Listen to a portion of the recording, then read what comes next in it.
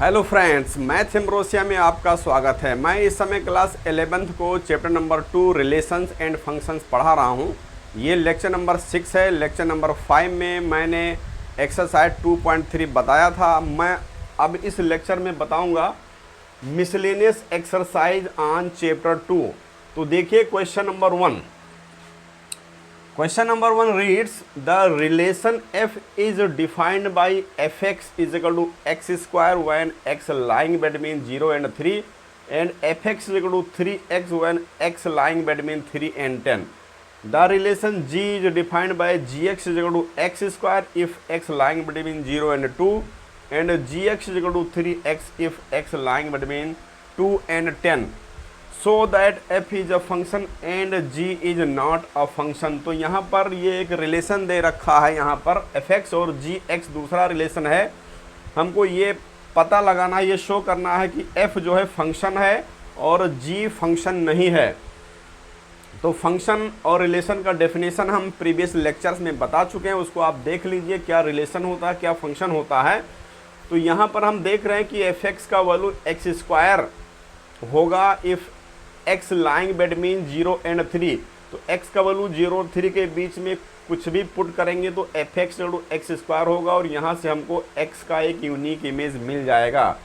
उसी तरह अगर हम 3 और 10 के बीच में x का कोई वैल्यू पुट करेंगे तो fx 3x होगा और यहाँ पर इसके बीच में x का कोई वैल्यू लेते हैं तो यहाँ पर इसका यूनिक इमेज मिल जाएगा। तो 0 3 के बीच में या फिर 3 और 10 के बीच में किसी तरह का कोई कन्फ्यूजन नहीं है। लेकिन जब हम पॉइंट 3 पर चेक करते हैं तो 3 यहाँ पर भी है और 3 यहाँ पर भी है। तो 3 पर जब चेक करेंगे तो एक बार fx एक्स स्क्वायर ट्रीट करेगा और एक बार fx 3x होगा। तो यहाँ पर फंक्शन डिस्टर्ब हो रहा है। तो हम इस पॉइंट 3 पर चेक करते हैं पहले। तो अगर हम fx का वैल्यू 3 पर निकालें, f3 निकालें तो यहाँ पर इक्वलिटी लगी हुई है। x का वैल्यू यहाँ पर 3 हमने पुट कर दिया है। तो यहाँ एक्स स्क्वायर मीन्स जब हम यहाँ पर 3 स्क्वायर लिखेंगे और हम इस फंक्शन को लेते हैं, यहाँ पर इसको लेते हैं तो 3 3 जब 9 यहाँ पर हमको मिल रहा है, 9 हमको मिल रहा है। और यहाँ से अगर हम f3 का वैल्यू निकालें, अगर हम यहाँ से f3 का वैल्यू निकालें, यहाँ 3 पुट करें तो यहाँ पर 3 पुट करने से, क्योंकि यहाँ पर भी इक्वलिटी लगी है, x का वैल्यू 3 इसके लिए भी है, तो यहाँ पर जब हम 3 पुट करेंगे तो 3 इंटू 3 आ जाएगा। तो ये भी हमारा 3 3 जब 9 आ रहा है। इसका मतलब ये हुआ कि यहाँ पर 3 का इमेज चाहे हम एक्स स्क्वायर से देखें चाहे 3x से देखें, 3 का इमेज जो है 9 ही बन रहा है। मीन्स यहाँ पर 3 का इमेज हमको यूनिक मिल रहा है, इसलिए यहाँ पर f एक फंक्शन है। Therefore f is a function. अब यही चीज़ हम gx पर चेक करेंगे। तो जब यहाँ पर 0 से 2 के बीच में कोई वैल्यू हम पुट करेंगे तो gx एक्स स्क्वायर होगा और यहाँ से हमको यूनिक इमेज मिल जाएगा। अगर 2 से 10 के बीच का कोई वैल्यू लेते हैं तो gx 3x होगा और यहाँ से हमको x का यूनिक इमेज मिल जाएगा। लेकिन पॉइंट 2 दोनों में कॉमन है, एक बार यहाँ भी है यहाँ भी है। तो एक बार यहाँ पर हम एक्स स्क्वायर में पुट करेंगे 2 और एक बार यहाँ 3x में पुट करेंगे 2 और देखते हैं क्या आ रहा है। तो जब हम यहाँ पर g2 निकालते हैं, g2 और इस फंक्शन को लेते हैं, एक्स स्क्वायर को लेते हैं तो यहाँ से 2 स्क्वायर मिल जाएगा, 4 आएगा। और यहाँ पर भी इक्वलिटी लगी हुई है। तो जब हम यहाँ पर g2 का वैल्यू यहाँ इसमें पुट कर रहे हैं तो 3 2 जा 6 आ रहा है। तो यहाँ पर हम ये देख रहे हैं कि gx फंक्शन के लिए, इस फंक्शन के लिए हम यहाँ पर देख रहे हैं कि 2 का इमेज यहाँ पर 4 मिल रहा है और 2 का इमेज यहाँ 6 भी मिल रहा है। मीन्स 2 का इमेज 4 भी है और 2 का इमेज 6 भी है। तो यहाँ पर एलिमेंट 2 का 2 इमेज मिल रहा है। मीन्स यहाँ पर यूनिक इमेज यहाँ पर हमको नहीं मिल रहा है, इसलिए g जो है फंक्शन नहीं है। Therefore g is not a function. क्योंकि फंक्शन का डेफिनेशन यही है कि डोमेन के जितने एलिमेंट हैं सबका यूनिक इमेज होना चाहिए। मीन्स प्रत्येक एलिमेंट का एक और केवल एक इमेज होना चाहिए। तो 0 और 2 के बीच में तो यूनिक बनेगा, 2 और 10 के बीच में बनेगा। लेकिन पॉइंट 2 पर 2 फंक्शन है gx के लिए, तो यहाँ पर जो है दोनों फंक्शन से हमको जो इमेज मिल रहा है 2 का, एलिमेंट 2 का 2 इमेज मिल रहा है, तो यूनिक इमेज नहीं है, इसलिए g फंक्शन नहीं है। तो स्टूडेंट्स देखिए question number 2। If f x is equal to x square find f 1.1 minus f 1 upon 1.1 minus 1, इसका वैल्यू फाइंड आउट करना है। तो इसका सोल्यूशन देखिए, यहाँ पर f x is equal to x square given है, हमको वैल्यू निकालना f 1.1 minus f 1 upon 1.1 minus 1। तो यहाँ पर एफ 1.1 का मीनिंग ये हुआ कि जहाँ पर x है वहाँ हम 1.1 लिखेंगे यहाँ पर। तो जब हम यहाँ 1.1 लिखेंगे तो इसका स्क्वायर हो जाएगा, तो ये आ जाएगा 1.1 स्क्वायर माइनस यहाँ 1 लिखेंगे तो यहाँ 1 स्क्वायर हो जाएगा, अपान में 1.1 माइनस 1 हो जाएगा। अब यहाँ पर a square minus b square का फार्मूला है, तो फार्मूला अप्लाई कर देंगे, a plus b into a minus b, a plus b into a minus b, यहाँ फार्मूला अप्लाई कर देंगे 1.1 माइनस 1। तो ये चीज़ सेम है, ये कैंसिल हो जाएगा, 1.1 में 1 ऐड होगा तो 2.1 आ जाएगा और यही हमारा आंसर हो जाएगा। क्वेश्चन नंबर 3 देखिए, find the domain of the function f x is equal to x square plus 2x plus 1 upon x square minus 8x plus 12। तो यहाँ पर देखिए x का कोई भी वैल्यू हम यहाँ पर पुट कर दें, x का कोई भी वैल्यू हम पुट कर दें तो ये फंक्शन एफ एक्स डिफाइंड होता है। लेकिन यहाँ डिनोमीटर में देखिए, डिनोमीटर में 0 नहीं होना चाहिए, तो सबसे पहले हम डिनोमीटर का फैक्टर कर देते हैं। तो ये हो जाएगा x square plus 2x plus 1 और हम डिनोमीटर का फैक्टर यहाँ पर रफ में कर लेते हैं, x square minus 8x plus 12 हो जाएगा। इसको तोड़ देंगे तो 2 इंटू 6 में ब्रेक हो जाएगा, 6 2 8 होता, 6 दूनी 12 होता। तो इसका जो है इसका फैक्टर आ जाएगा x minus 2 into x minus 6, ये 2 फैक्टर हो जाएगा। आप इसको इसे ब्रेक कर सकते हैं, x square minus 2x minus 6x plus 12, यहाँ से आप x कामन करेंगे तो x माइनस 2 आएगा, माइनस 6 कामन करेंगे x माइनस 2 आएगा, x माइनस 2 कामन हो जाएगा तो x माइनस 6 बच जाएगा। अब यहाँ पर x का कोई भी वैल्यू हो सकता है, लेकिन x का वैल्यू 2 नहीं हो सकता, x का वैल्यू 6 नहीं हो सकता है, क्योंकि अगर 2 होगा या 6 होगा तो डिनोमीटर 0 हो जाएगा। तो यहाँ पर इसका जो डोमेन है, इसका डोमेन यहाँ पर कोई भी रियल नंबर हो सकता है, डोमेन यहाँ पर कोई भी रियल नंबर हो सकता है, लेकिन यहाँ पर 2 और 6 नहीं होगा, इसलिए r माइनस 2 कामा 6 हो जाएगा। तो यही इसका डोमेन हो जाएगा और यही हमारा आंसर हो जाएगा। बच्चों देखिए question number 4, find the domain and the range of the real function f defined by f x is equal to under root x minus 1।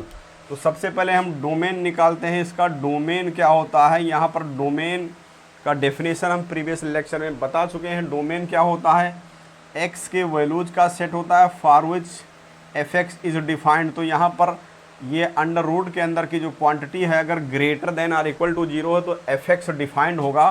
तो यहाँ पर हम लिखेंगे एफ एक्स इज डिफाइंड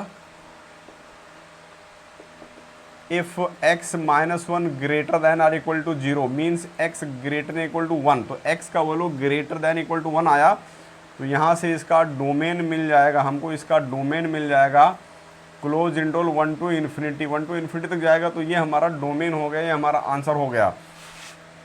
अब यहाँ रेंज के लिए क्या करते हैं, रेंज के लिए हम इसको y के इक्वल लेट कर लेते हैं, let y is equal to under root x minus 1। अब हम y का वैल्यू निकालेंगे for which x is real, तो इसके लिए y स्क्वायर कर देते हैं, y square is equal to x minus 1 आएगा। तो यहाँ से x का वैल्यू निकल कर आएगा x is equal to y square plus 1 आएगा। तो हम यहाँ पर देख रहे हैं कि y का वैल्यू कुछ भी लें, y का वैल्यू कुछ भी लें, x रियल होता है, y बिलोंग्स टू r यहाँ हो सकता है, y बिलोंग्स टू r के लिए यहाँ पर x रियल हो रहा है, लेकिन y का वैल्यू पॉजिटिव होगा क्योंकि यहाँ से पता चल रहा है कि y का वैल्यू पॉजिटिव है, y इज पॉजिटिव, यहाँ से पता चल रहा है कि y पॉजिटिव है, लेकिन y 0 हो सकता है, y 0 हो सकता है, y में बी 0। तो y 0 हो सकता है क्योंकि x जब 1 होगा, तो y 0 होगा और डोमेन में यहाँ पर 1 इंक्लूडेड है तो रेंज में 0 इंक्लूडेड होगा। तो यहाँ पर इसका जो रेंज है, रेंज हो जाएगा, इसका रेंज हो जाएगा क्लोज इंटरवल 0 टू इन्फिनिटी, क्योंकि y जो होगा निगेटिव नहीं हो सकता है, y पॉजिटिव होगा। इसको देखने से तो पता चल रहा है कि y रियल नंबर हो सकता है, y कोई भी नंबर हो सकता है, उसके लिए x रियल होगा, लेकिन यहाँ से पता चल रहा है कि y पॉजिटिव होना चाहिए और y जीरो हो सकता है, तो जीरो से पॉजिटिव यानी 0 टू इन्फिनिटी इसका रेंज हो जाएगा। बच्चों देखिए question number 5, find the domain in the range of the real function f defined by f(x) to mod x-1। तो यहाँ पर हमको डोमेन निकालना है, तो सबसे पहले हम डोमेन देखेंगे, इसका सोल्यूशन हो जाएगा। यहाँ पर सबसे पहले हम डोमेन देखेंगे, तो डोमेन के लिए क्या करते हैं, डोमेन के लिए हम x का वैल्यू ढूंढते हैं। तो यहाँ पर हम x का कोई भी वैल्यू ले सकते हैं, f(x) डिफाइंड है, f(x) is defined, f(x) is defined for each x belongs to real number, और इसलिए इसका डोमेन जो है, इसका डोमेन हो जाएगा set of real number R। और रेंज के लिए क्या होता है, रेंज के लिए हम इसको लेट कर लेते हैं, let y is equal to mod x-1। हमको y का वैल्यू निकालना है for which x is real. तो यहाँ पर देखिए, यहाँ पर हम x का कोई भी वैल्यू पुट करें, चाहे पॉजिटिव पुट करें चाहे निगेटिव पुट करें, y का वैल्यू हमेशा पॉजिटिव ही आएगा। लेकिन y जीरो हो सकता है, y जीरो हो सकता है क्योंकि x का वैल्यू जो 1 पुट करेंगे तो y जीरो आएगा। इसके अलावा y का जितना भी वैल्यू आएगा, मॉड लगा हुआ है तो पॉजिटिव ही आएगा। तो इसका रेंज 0 टू पॉजिटिव हो जाएगा, मीन्स इसका रेंज हो जाएगा close interval 0 to infinity open रहता है, तो यही इसका रेंज हो जाएगा। स्टूडेंट्स देखिए question number 6, let f is equal to x comma x square upon 1 plus x square such that x belongs to R be a function from R into r, r mean set of real numbers. Determine the range of f, हमको यहाँ पर इसका range निकालना है। तो यहाँ पर देखिए ये ऑर्डर्ड पेयर में लिखा हुआ x कामा y ऑर्डर्ड पेयर होता है, और जो फंक्शन होता है यहाँ पर इसका सोल्यूशन हो जाएगा। फंक्शन जो होता है यहाँ f(x) is equal to Y लिखा जाता है, तो x के प्लेस पर तो x ही है, लेकिन यहाँ y के प्लेस पर x square upon 1 plus x square लिखा हुआ। तो यहाँ से हमको पता चला कि जो f(x) है इज इक्वल टू लिखा हुआ है x square upon 1 plus x square. तो यहाँ पर हम x का कोई भी वैल्यू पुट कर दें, 0 पुट कर दें, प्लस माइनस कुछ भी पुट कर दें, तो ये फंक्शन डिफाइंड होता है, तो इसका डोमेन तो सेट ऑफ रियल नंबर हो जाएगा। लेकिन हमको डिटरमाइन करना है इसका रेंज, हमको डिटरमाइन करना है। तो हम लेट कर लेते हैं y is equal to x square upon 1 plus x square. तो यहाँ पर देखिए, अगर हम यहाँ पर x is equal to 0 put कर दें, अगर हम पुट कर दें x इज इक्वल टू 0, तो यहाँ y का वैल्यू 0 आ जाएगा। अगर हम पुट कर दें x इज इक्वल टू 0, तो यहाँ y का वैल्यू 0 आ जाएगा। इसका मतलब रेंज में 0 इंक्लूडेड है, क्योंकि रेंज में y के वैल्यूज का सेट होता है। इसके अलावा देखिए यहाँ पर जो डिनोमिनेटर है, यहाँ पर जो न्यूमरेटर है, numerator is less than denominator है। यहाँ पर न्यूमरेटर जो है लेस दैन डिनोमिनेटर है, क्योंकि न्यूमरेटर में यहाँ पर देखिए एक्स स्क्वायर है और डिनोमिनेटर में यहाँ पर 1 प्लस एक्स स्क्वायर है। तो x का कोई भी वैल्यू पुट करेंगे, न्यूमरेटर हमेशा लेस आ रहा है डिनोमिनेटर से, और इसलिए यहाँ पर जो y का वैल्यू निकल करके आएगा, y का वैल्यू यहाँ जो निकल करके आएगा वो लेस दैन 1 हो जाएगा। ये 1 के इक्वल भी नहीं होगा, क्योंकि 1 के इक्वल ये तभी होगा जब न्यूमरेटर 1 प्लस एक्स स्क्वायर हो, यानी न्यूमरेटर और डिनोमिनेटर इक्वल हो। लेकिन न्यूमरेटर यहाँ पर लेस दैन डिनोमिनेटर है, तो y का वैल्यू लेस दैन 1 ही होगा। तो इट मीन्स y का वैल्यू 0 से लेकर के लेस दैन 1 तक जा रहा है। तो इसका रेंज यहाँ पर हो जाएगा, इसका रेंज हो जाएगा close interval 0 to open interval 1, 0 से 1 के बीच में यहाँ पर रेंज हमको मिल जाएगा। स्टूडेंट्स देखिए question number 7, let f comma g such that R to R means real number to real number be defined respectively by f(x) equal to x plus 1, gx equal to 2x minus 3. Find f plus g, f minus g, f upon g.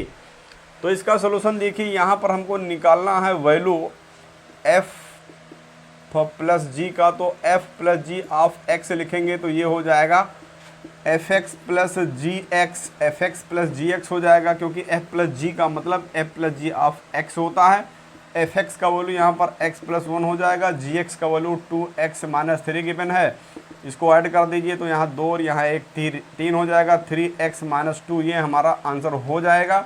इसके बाद में हमको निकालना f minus g of x, तो ये हो जाएगा f x minus g x, क्योंकि ये x यहाँ ऑपरेट कर जाएगा तो यहाँ से एफ एक्स का वैल्यू x प्लस 1 है और जी एक्स का वैल्यू 2x माइनस 3 है, तो माइनस 2x प्लस 3 हो जाएगा और इस तरह से माइनस x प्लस 4 आ जाएगा। ये हमारा आंसर हो जाएगा। अगर हम यहाँ पर f upon g of x निकालें तो ये हो जाएगा f x upon g x, और एफ एक्स का वैल्यू यहाँ x प्लस 1 है और जी एक्स का वैल्यू 2x माइनस 3 है।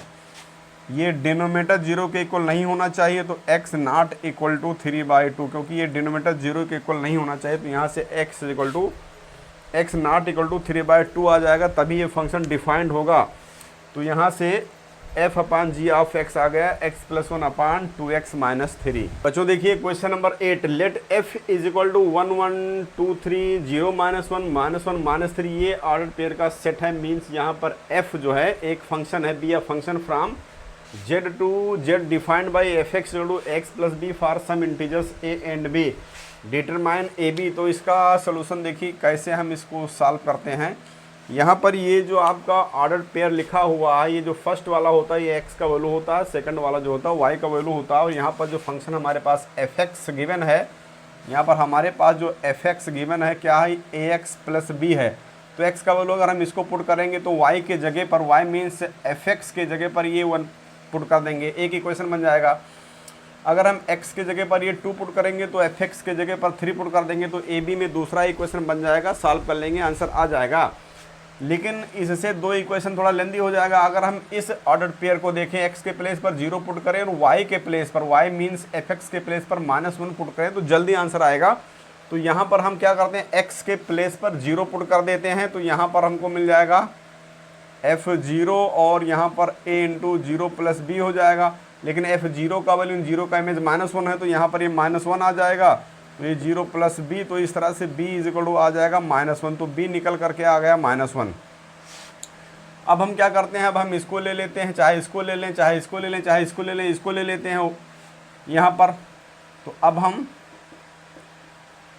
x के जगह पर 1 पुट कर देते हैं, तो यहाँ पर 1 हो जाएगा, a इंटू 1 हो जाएगा प्लस b हो जाएगा, तो f1 यानी 1 का इमेज 1 है, तो f1 1 हो जाएगा यहाँ से, और ये a प्लस b आ जाएगा। अब हम b का वैल्यू यहाँ पुट कर देंगे -1 जो हम निकाल चुके हैं यहाँ पर, तो यहाँ से a का वैल्यू निकल करके आ जाएगा 2। तो इस तरह से हमको मिल गया a is equal to 2 and b is equal to -1। तो यही हमारा आंसर हो गया। स्टूडेंट्स देखिए question number 9, let r be the relation from n to n means natural number to natural number है, defined by r is equal to A B such that A B belongs to natural number and a is equal to B square. यहाँ पर जो relation r है, यहाँ पर ये r relation है, relation r का मीनिंग हुआ a is equal to B square. Means यहाँ पर जो order pair a comma b है, ए और बी में इस तरह का रिलेशन है कि जो पहला एलिमेंट ए है दूसरे एलिमेंट का स्क्वायर है। यहाँ पर इस आर का यह मीनिंग है, इस रिलेशन आर का ये मीनिंग है। ए कामा बी का मीनिंग यही है कि जो पहला एलिमेंट है दूसरे एलिमेंट का स्क्वायर है। तो यहाँ पर इस रिलेशन को ध्यान से देखिए, A is equal to B square. अब यहाँ पर क्या कह रहा है, are the following true means first second third part है, यहाँ पर चेक करना ट्रू है कि नहीं है। A belongs to R for each A belongs to N. अब a बिलोंग्स टू r का मीनिंग ये हुआ क्योंकि ए बी यहाँ पर r में बिलोंग करता है, ये ऑर्डर पेयर r में बिलोंग करता है, तो इसका मीनिंग होता है a is equal to A square. तो यहाँ पर a बिलोंग टू r है, तो ये इंप्लाइज करेगा, इसका मीनिंग हो जाएगा a is equal to A square. तो क्या ये सभी नेचुरल नंबर के लिए for each a belongs to n, for each a belongs to n, क्या सभी नेचुरल नंबर के लिए ट्रू है? तो ये सभी के लिए नहीं ट्रू है। 0 के लिए तो ये ट्रू हो रहा है, 1 के लिए भी ये ट्रू हो रहा है, लेकिन जैसे ये 2 पुट करते हैं तो 2 नॉट इक्वल टू 2 स्क्वायर, 2 के लिए ये ट्रू नहीं हो रहा, 3 के लिए ट्रू नहीं हो रहा, तो for each a belong to n के लिए ट्रू नहीं है। तो यहाँ पर कह रहा है कि आर द फॉलोइंग ट्रू, तो इसका आंसर हो जाएगा नो, इसका आंसर हो जाएगा नो, ये ट्रू नहीं है क्योंकि 0 और 1 के लिए तो ट्रू है, और 0 तो नेचुरल नंबर में है ही नहीं, सॉरी यहाँ पर 0 नेचुरल नंबर में नहीं है, तो इसको हम पुट ही नहीं करेंगे, हम 1 पुट करेंगे। तो 1 पुट करेंगे तो 1 के लिए हम देख रहे हैं कि 1 के लिए तो ये ट्रू आ रहा है, लेकिन 2 के लिए, 3 के लिए, 4 के लिए ये ट्रू नहीं होगा और इसलिए इसका आंसर हो जाएगा नो। सेकंड पार्ट में देखिए यहाँ पर A comma B belongs to R implies B comma A belongs to R. क्या ये ट्रू है? तो A comma B belongs to R का मीनिंग ये हुआ A is equal to B square, this implies A is equal to B square, और इसका meaning हुआ this implies B is equal to A square. तो यहाँ पर A is equal to B square है, लेकिन यहाँ ए स्क्वायर, यहाँ b is equal to A square है। मीन्स यहाँ पर ये रिलेशन नहीं मिल रहा है। ए कामा बी का मीनिंग हुआ A is equal to B square, तो यहाँ A is equal to B square नहीं मिल रहा है, इसलिए इसका भी आंसर हो जाएगा नो। इसका भी आंसर हो जाएगा नो, तो ये भी ट्रू नहीं है। थर्ड पार्ट देखिए, A comma B belongs to R है, तो इसका क्या मीनिंग हुआ A is equal to B square. B C belongs to R है, तो इसका मीनिंग हुआ B is equal to C square. तो अब यहाँ पर देखिए दोनों मिल करके क्या इस बात को इम्प्लाइज करते हैं, A C belong to R. तो A C belong to R का मीनिंग ये हुआ, A C belong to R का मीनिंग ये हुआ कि A is equal to, this implies A is equal to C square. तो क्या A is equal to C square इन दोनों से निकल कर आता है? तो बी के प्लेस पर अगर हम यहाँ सी स्क्वायर लिख दें, इन दोनों को देखिए यहाँ पर बी के प्लेस पर अगर हम सी स्क्वायर लिख दें तो A is equal to C square का होल स्क्वायर मिल रहा है, यानी ए इज इक्वल टू हमको सी टू पावर 4 मिल रहा है, A is equal to C to power 4 मिल रहा है। अगर A is equal to C square मिलता, अगर ये मिलता तब ये दोनों मिलकर इसको इम्प्लाइज करते हैं, लेकिन A is equal to C to power 4 मिल रहा है, हमको ये नहीं मिल रहा है, और इसलिए जब ये नहीं मिल रहा है तो ये भी ट्रू नहीं है, तो इसका भी आंसर हो जाएगा नो। मीन्स यहाँ पर क्वेश्चन ये थे आर द फॉलोइंग ट्रू, तो इसमें से कोई भी ट्रू नहीं है, तो इसका आंसर हो जाएगा नो। तो इस तरह से हम जस्टिफाई कर सकते हैं हमारा जो रिलेशन आर है, यहाँ पर A is equal to B square को देख करके हम यहाँ पर जस्टिफाई कर सकते हैं कि कौन सा ट्रू है और कौन सा फॉल्स है। स्टूडेंट्स देखिए question number 10, let a is equal to 1 2 3 4, b is equal to 1 5 9 11 15 16 and f is equal to 1 5 2 9 3 1 4 5 2 11। Are the following true. Means first part और सेकंड पार्ट के बारे में बता रहा है कि क्या ये ट्रू है, जस्टिफाई और आंसर। तो सबसे पहले हम इसको देखते हैं फर्स्ट पार्ट को, इसका सॉल्यूशन ये हो जाएगा f is a relation from a to b. अब यहाँ पर देखिए डोमेन को देखिए, यहाँ पर जो पहला एलिमेंट होता है डोमेन होता है, इस सेट में सारे एलिमेंट दिख रहे हैं 1 2 3 4 2 यहाँ पर दिख रहा है, 5 9 1 5 11 यहाँ पर दिख रहा है। तो यहाँ पर जो f है ये एक सबसेट हो जाएगा, ए क्रॉस बी का सबसेट हो जाएगा, क्योंकि ए क्रॉस बी में जो एलिमेंट्स होंगे यहाँ पर देखिए 1 2 3 4 5 6 एलिमेंट इसमें हैं, 4 एलिमेंट इसमें हैं, तो 6 4 जा 24 एलिमेंट्स ए क्रॉस बी में हो जाएंगे और 2 टू पावर 24 यहाँ सबसेट बनेगा। तो उसमें से एक सबसेट यहाँ पर ये है, तो यहाँ पर रिलेशन ये है, रिलेशन यहाँ पर ये है, तो इसका आंसर हो जाएगा yes. F is a relation from a to b, इसका आंसर हो जाएगा yes, because f is a subset of a cross b, क्योंकि रिलेशन का डेफिनेशन ये होता है कि every subset of Cartesian product a cross b is called a relation from a to b. तो ए क्रॉस बी में जो elements होंगे वो 24 होंगे, तो इसका जो सबसेट्स बनेगा 2 टू पावर 24 बनेगा, उसमें से एक सबसेट ये है, तो इसलिए यहाँ पर f जो है रिलेशन है। अब यहाँ देखिए f is a function from a to b, इसके लिए हमको क्या है, फंक्शन के लिए हमको यूनिक इमेज देखना है। तो हम यहाँ पर देख रहे हैं कि 1 का इमेज 5 बन रहा है, यहाँ पर हम ये देख रहे हैं कि 1 का इमेज 5 बन रहा है, 1 का इमेज 5 बन रहा है, 2 का इमेज 9 बन रहा है, 2 का इमेज 9 बन रहा है, 3 का इमेज 1 बन रहा है, 3 का इमेज यहाँ पर 1 बन रहा है, इस 3 का इमेज यहाँ पर इस 1 में बन रहा है, 4 का इमेज 5 बन रहा है, 4 का इमेज यहाँ पर 5 बन रहा है, और 2 का इमेज 11 बन रहा है। देखिए यहाँ एलिमेंट 2 है, यहाँ 11 है, तो इस 2 का इमेज 11 भी बन रहा है। तो हम यहाँ पर ये देख रहे हैं कि एलिमेंट 2, इस एलिमेंट 2 का इमेज 9 भी है और एलिमेंट 2 का इमेज 11 भी है। तो एलिमेंट 2 का जो है यूनिक इमेज नहीं है, 2 इमेज दिख रहा है यहाँ पर, यूनिक नहीं है, और इसलिए ये फंक्शन नहीं है। तो f is a function from a to b, तो यहाँ पर जो है इसका आंसर हो जाएगा नो, और यही हमारा आंसर हो जाएगा। स्टूडेंट्स देखिए question number 11, let f be the subset of z cross z. यहाँ जेड सेट ऑफ इंटीजर से defined by f is equal to A b comma a plus b such that A B belongs to z. Means यहाँ पर देखिए, यहाँ पर ये समझिए ये एक ऑर्डर्ड पेयर है, एक्स कामा वाई टाइप का है। तो यहाँ पर f x is equal to y से हमको मिल जाएगा, f x is equal to y से हमको क्या मिल जाएगा, f of a b is equal to a plus b यहाँ से हमको मिल जाएगा। इस बात को आप समझ लीजिए। Is f a function from z to z, justify और आंसर। तो यहाँ पर इसका सोल्यूशन ये हो जाएगा कि यहाँ पर इस ऑर्डर्ड पेयर से पता चल रहा कि f of a b is equal to यहाँ पर है ए प्लस बी। मीन्स यहाँ पर ये फंक्शन एफ का डेफिनेशन है कि f of a b is equal to a plus b है। इस ऑर्डर पेयर से ये पता चल रहा है, क्योंकि f x equal to y होता है और एक्स की जगह पर ए बी लिखा हुआ है, वाई की जगह पर ए प्लस बी लिखा हुआ है, तो इसका मीनिंग ये हो गया। अब यहाँ पर हम पुट करके देख रहे हैं, कुछ ए और बी के वैल्यूज को पुट कर देते हैं। ए इज इक्वल टू 0 और b is equal to 1 put कर देते हैं, क्योंकि ए बी यहाँ पर सेट ऑफ इंटीजर्स है, तो ये दोनों इंटीजर्स हम यहाँ पर ले रहे हैं। तो जब हम यहाँ पर पुट करेंगे 0 और b के जगह पर 1 पुट करेंगे तो 0 इंटू 1 आएगा और यहाँ पर 0 प्लस 1 आ जाएगा। तो यहाँ पर f0 इज इक्वल टू 1 आ गया, f0 इज इक्वल टू 1 आया। अब हम यहाँ पर पुट कर देते हैं, a इज इक्वल टू 0 ही पुट कर रहे हैं और b is equal to 2 put कर रहे हैं। तो यहाँ से हमको मिल जाएगा, यहाँ पर पुट करेंगे तो 0 इंटू 2 मिलेगा और यहाँ से हमको 0 प्लस 2 मिल जाएगा। तो यहाँ से हमको f0 इज इक्वल टू 2 मिल जाएगा। तो हम यहाँ पर ये देख रहे हैं, यहाँ पर हम ये देख रहे हैं कि यहाँ पर ये z है, ये z है। तो एलिमेंट 0 का 2 इमेज दिख रहा है, 0 का इमेज 1 भी आ रहा है और 0 का इमेज 2 भी आ रहा है। तो हम यहाँ पर देख रहे हैं कि एलिमेंट 0 का 2 इमेज मिल रहा है, 1 भी मिल रहा है 2 भी मिल रहा है।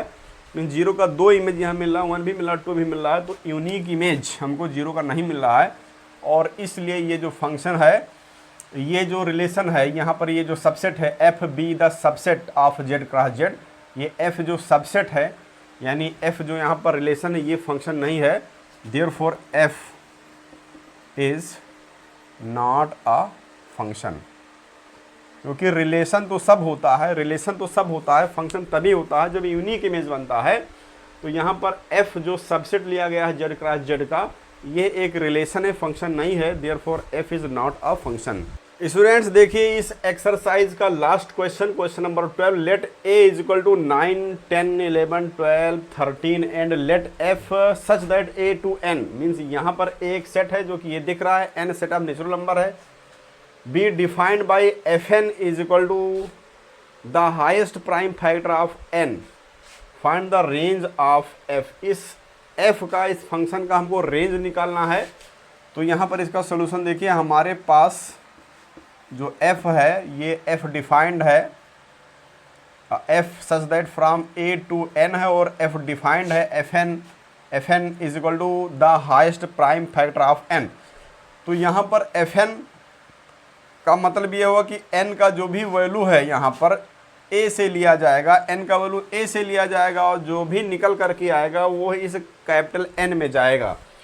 तो जब हम n का वैल्यू यहाँ पर 9 ले लेते हैं तो f9 हुआ। तो यहाँ पर f9 का मतलब ये हुआ कि fn क्या बताता है, the highest prime factor of n। तो यहाँ पर हो जाएगा हाईएस्ट प्राइम फैक्टर ऑफ 9। तो 9 का प्राइम फैक्टर 3 एंड 3 होता है। तो यहाँ पर हाईएस्ट प्राइम फैक्टर ऑफ 9 जो है 3 हो जाएगा। तो f9 का वैल्यू 3 आ जाएगा। इसी तरह से हम f10 का वैल्यू निकालेंगे तो f10 का वैल्यू क्या आएगा, इस 10 का जो प्राइम फैक्टर होता है 2 इंटू 5 यानी 25 होता है।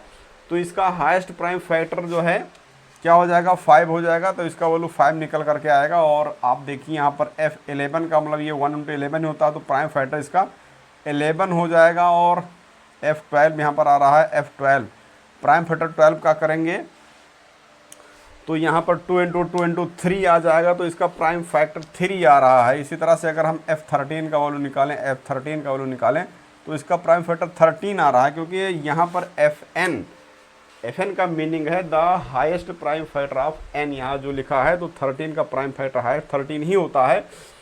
तो इस तरह से हमने fn का वैल्यू निकाला तो हमको यहाँ से इसका इमेज मिल गया। और रेंज हमको कहाँ से मिलता है, रेंज हमको इमेज से मिलता है। तो इसका रेंज हो जाएगा, therefore range range of F means range of this function, range of F हो जाएगा, ये एफ एक्स का सेट होता है नहीं वाई के वैल्यूज का सेट होता है, तो 3, 5, 11, 3, दोबारा नहीं लिखेंगे, 13, यही हमारा रेंज हो जाएगा और इस तरह से ये हमारा आंसर हो जाएगा। तो इस तरह से आपकी miscellaneous exercise on chapter 2 complete हो गई है और अब आपका chapter number 2 relation and function finish हो गया है।